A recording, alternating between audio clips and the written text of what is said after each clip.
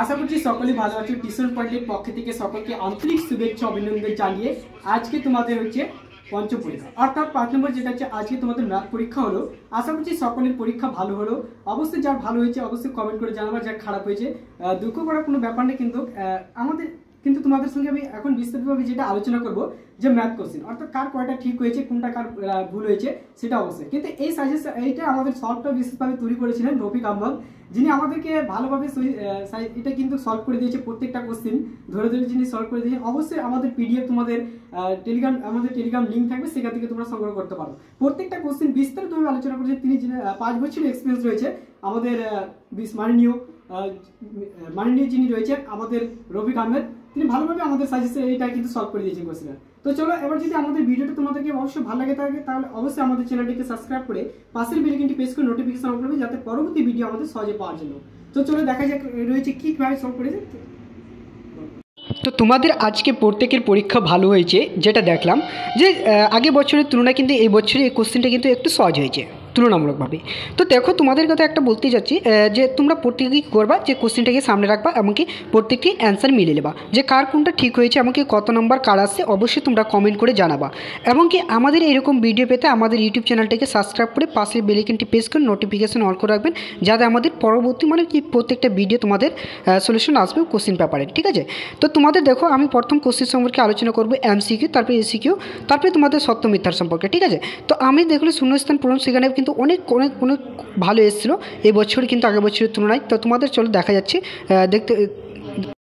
তো তোমাদের যেটা প্রথমে এমসিকিউ কোশ্চেন রয়েছে সেটা হচ্ছে কি সরল সুদ ও চক্রবৃদ্ধি সুদের হার বার্ষিক 10% হলে দ্বিতীয় বছরে কোনো মূলধনের সরল সুদ এবং কি চক্রবৃদ্ধি সুদের অনুপাত কত হবে। অর্থাৎ তোমাদের এই অ্যান্সারটা কিন্তু অবশ্যই তোমরা কমেন্ট করে জানাবা কে কোনটা দিয়েছো। অবশ্যই কিন্তু এই অ্যান্সারটা কিন্তু বি হবে, 10:11। ঠিক আছে, এবার দ্বিতীয় নম্বর কোশ্চেন যদি বলা যায় যদি ax² plus abcx plus bc = 0 এবং কি a ≠ 0 দ্বিঘাত সমীকরণ একটি বীজ অপর বীজের অন্যয়ক হলে তাহলে সেই অ্যান্সারটা কী হবে। সেই অ্যান্সারটা তোমাদের কিন্তু অবশ্যই তোমরা কমেন্ট করে সেই অ্যান্সারটা হবে কি ডি অ্যান্সার, অর্থাৎ a = bc।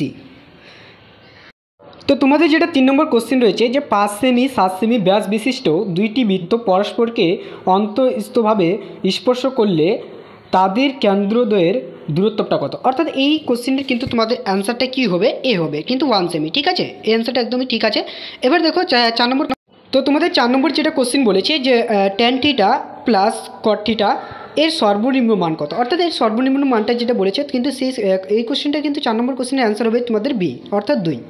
এবার দেখো 5 নম্বর কোশ্চেন বলেছে যে সমান ভূমি বিশিষ্ট একটি নিরেট অর্ধগোলক ও একটি নিরেট চোঙের উচ্চতার সমান হলে তাদের ঘনফলের অনুপাত কত। অর্থাৎ এই কোশ্চেনটা কিন্তু 5 নম্বর কোশ্চেনে তোমার যেটা অ্যান্সার হবে সেটা হচ্ছে কি সি অ্যান্সার, 2:3। এই যে কোশ্চেনটা যিনি যার ছিলেন ভুল করেছে আর কি। তো তোমাদের অ্যান্সারটা হবে কি 5-এর সি হবে। এবার 6 নম্বর কোশ্চেন যদি বলা যায়, তো তোমাদের 6 নম্বর কোশ্চেন যেটা রয়েছে যে প্রথম 10টি স্বাভাবিক সংখ্যার গড় এ এবং মধ্যমা অ্যামূলের সম্পর্কটি কী হবে। কিন্তু এই কোশ্চেনের অ্যান্সার হচ্ছে তোমাদের ইয়ে। তো এবার তোমরা আলোচনা করবো আমি শূন্যস্থানের সম্পর্কে। দেখো শূন্যস্থান রয়েছে যে কোনো 5টি করতে বলেছে, কিন্তু অবশ্যই রয়েছে 6টি।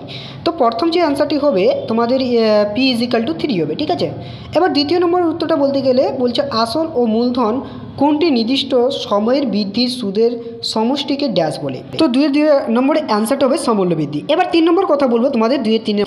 তো 3 নম্বর কোশ্চেন বলেছে দুইটি সাদৃশ্য ত্রিভুজের অনুরূপ বাহুগুলি হলো কি সমানুপাতিক। এবার দেখো 4 নম্বর কোশ্চেন যদি বলছে যে sin θ - 30° = হাফ হলে cos θ এর মান কত হবে, কিন্তু হাফই হবে। ঠিক আছে, এবার দেখো তোমাদের 5 নম্বর কোশ্চেন যেটা বলেছে যে তো তোমাদের 5 নম্বর কোশ্চেনের যেটা অ্যান্সার হবে √3/r²।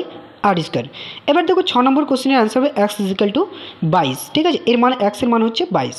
তো এর পরবর্তী ভিডিওতে আমরা তোমাদেরকে দেখিয়ে দেবো প্রত্যেকটি কিন্তু সত্য মিথ্যা কোনটা কার ঠিক হয়েছে, এবং কি 2 মার্কের সম্পর্কে তোমাদেরকে অবশ্যই ধরে ধরে প্রত্যেকটি অঙ্ক বিস্তারিতভাবে আলোচনা করবো, কার কোনটা অ্যান্সার ঠিক হয়েছে বা কোন ভুল হয়েছে অবশ্যই তোমরা কমেন্ট করে জানাবে। যদি আমাদের ভিডিও ভালো লেগে থাকে অবশ্যই চ্যানেলটিকে সাবস্ক্রাইব করে পাশে বেল আইকনটি প্রেস করে নোটিফিকেশন অন করবে, যাতে পরবর্তী ভিডিও সহজে পাওয়ার জন্য।